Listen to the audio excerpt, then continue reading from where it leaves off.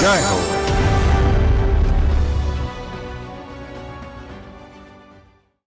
ఆమె పలికే పరామర్శ, ఆ అమృతమయ లాలనే ఓ ఆత్మీయ స్పర్శ. రోగులకు ఆమె మాటే పెద్ద ఊరట, పేదలకు తను ఎల్లప్పుడూ బాసట. ఆమె కేరళలో నేటి ఫ్లోరెన్స్ నైటింగేల్గా ప్రశంసలు అందుకుంటున్న కరుణామయి, మేటి సేవామయి నర్గిస్ బేగం. కోరికోడ్లోని ఫెరోక్ ఆసుపత్రిలో నర్సుగా పనిచేస్తూ జీవితమంతా సేవకే వెచ్చించిన ఆపద్బాంధవి. సేవకు కొత్త నిర్వచనం ఇచ్చిన ఈ దయామయి కథనం మీకోసం.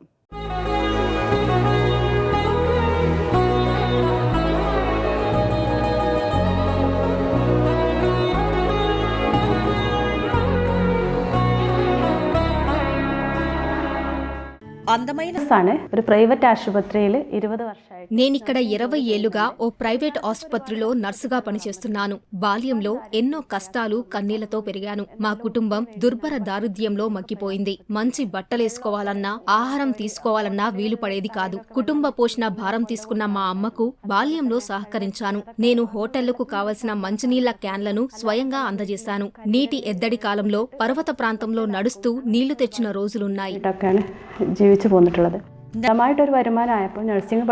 నేను నర్సింగ్ చదువు చదివాను. ఆసుపత్రిలో పనిచేస్తుండగా కష్టాలు పడుతున్న వారిని చూశాను. వారికి సాయం చేయాలనే సంకల్పం కలిగింది. నా జీతంలో పొదుపు చేసిన డబ్బుతో నేను సాయపడసాగాను. వారి పిల్లలకు సహాయం చేస్తున్నాను. తొలుత అలా సాయం పొందిన వారు ఒకరిద్దరే. ఇప్పుడు ఆ సంఖ్య 400కు చేరింది. రక్షణ కోసం పనిచేశారు. రోగుల బాధలు చూశాక ఆమెలో సేవా దృక్పథం మరింత బలపడింది. ചെറിയ സ്റ്റൈപ്പൻഡ് മേടിക്കുന്ന സമയത്ത് 300 രൂപ സ്റ്റൈപ്പൻഡ് മേടിക്കുന്ന സമയത്ത് మొదట్లో ఈ ఆసుపత్రిలో నా పారితోషికం 300 రూపాయలే. అది నాకు ఆహారానికి సరిపోతుంది. కానీ నేను అందులోనే 30 నుంచి 50 రూపాయలు ఆదా చేసి పేద రోగులకు ఔషధాలు కొనిపెట్టాను. వైద్య పరీక్షలకు డబ్బులు చెల్లించాను.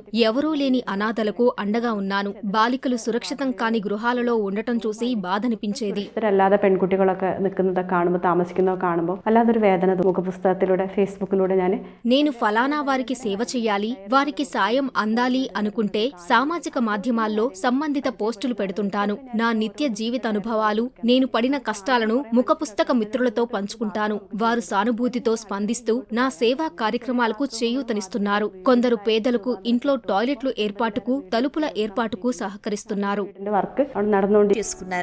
Agency for developmental operation. అదోరా అంటే agency for developmental operation in rural areas అన్నమాట. 25 ఏళ్ల క్రితం నెలకొల్పారు. గ్రామీణ పేదలకు మెరుగైన జీవనం కోసం పనిచేస్తోంది. నర్గీస్ గారు, మీరు మా సంస్థలో చేరితే ప్రజాహిత కార్యక్రమాలను మరింత పారదర్శకంగా చేయవచ్చన్నారు. అలా నేను ఈ సంస్థ ఎగ్జిక్యూటివ్ డైరెక్టర్ అయ్యాను. సేవా కార్యక్రమాలను ప్రజల చెంతకు తీసుకెళ్లేందుకు నాకో బృందం ఉంది. వారి ద్వారా నా కార్యక్రమాలను ముందుకు తీసుకెళ్తున్నాను.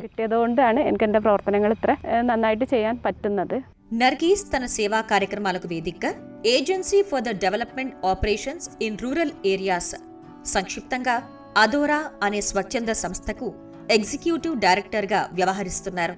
ఆహార భద్రత, మంచినీటి సదుపాయం, గృహ నిర్మాణాలకు ప్రాధాన్యతనిస్తూ జిల్లాల్లో కార్యక్రమాలను విస్తరించారు. ఆమె స్వయంగా ఇంటింటికి తిరిగి ఔషధాలు, ఆహార పదార్థాలు అందిస్తున్నారు.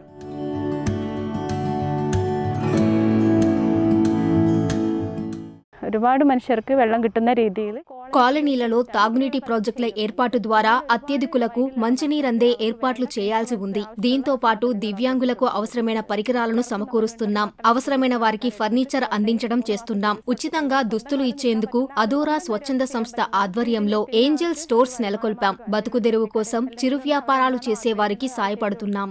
కుటుంబത്തിനെ കൂടി സംരക്ഷിക്കാൻ പറ്റുന്ന രീതിയിലേക്ക് അവരെ సరైన ఆచ్ఛాదన లేక కుట్టల ఎడ్యుకేషన్. మేము అవసరమైన వారికి ఔషధాలు, ఆహారం, గది బాడుగ చెల్లిస్తున్నాం. అంతేకాదు పిల్లలకు చదువు చెప్పిస్తున్నాం. వారికి కావలసిన వస్తువులు సమకూరుస్తున్నాం. ఇలా 400 కుటుంబాలకు సాయపడుతున్నాం.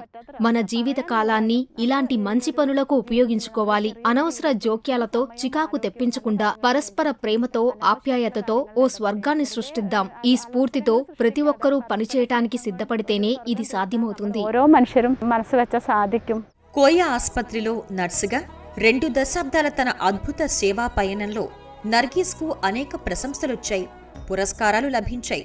నేటికీ అదే నిబద్ధతతో, సేవాభావంతో పనిచేస్తున్నారు. స్ఫూర్తిదాతగా, ఆదర్శ నారిగా నిలిచారు.